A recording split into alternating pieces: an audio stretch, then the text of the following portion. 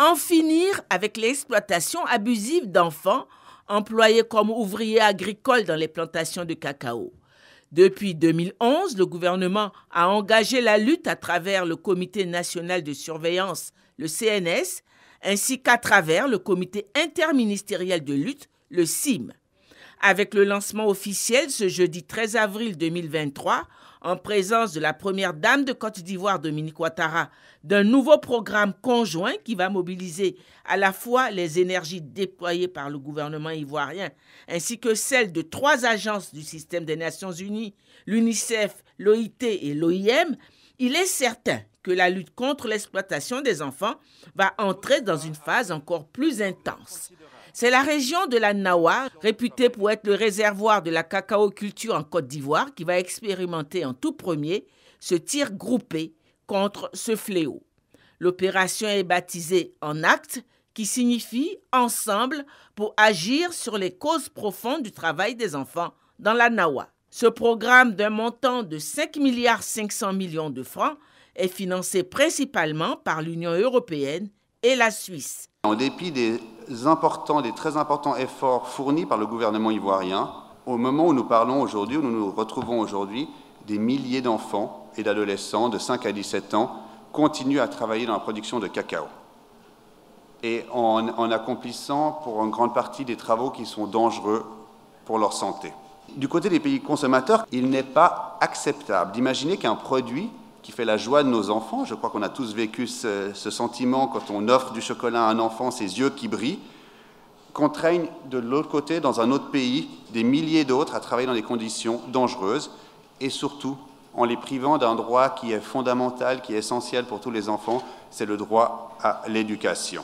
Avec les communautés, les coopératives et les entreprises, les autorités locales, les nationales et la société civile, nous devons travailler ensemble afin de réduire le travail des enfants et éliminer les pires formes du travail.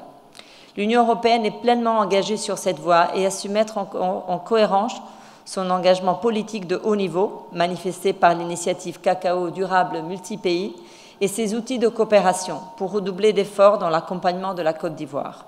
Le gouvernement ivoirien salue pour sa part cet apport de taille à la lutte qu'il mène depuis 12 ans. Je demeure donc convaincu que c'est en œuvrant ensemble à renforcer les dispositifs et les programmes gouvernementaux dans le cadre systémique et coordonné mis en place par le gouvernement que nous parviendrons à impacter durablement les causes profondes du travail des enfants. Le programme conjoint du BIT, de l'UNICEF et de l'OIM dans la Nawa ne devra pas être un programme sectoriel en plus, mais plutôt une contribution pertinente au renforcement de l'action gouvernementale. En première ligne depuis 2011 du combat que mène le gouvernement contre l'exploitation des enfants, la première dame de Côte d'Ivoire, Dominique Ouattara, présidente du Comité national de surveillance, a donné son onction. Je me réjouis du lancement de ce programme conjoint des Nations Unies de lutte contre le travail des enfants, baptisé Ensemble, pour agir sur les causes profondes du travail des enfants dans la Nawa, auquel j'adhère pleinement. Vous avez baptisé ce projet En Acte et je trouvais que c'était un très beau nom. La Nawa est une grande région productrice de cacao où le risque de travail des enfants est très élevé.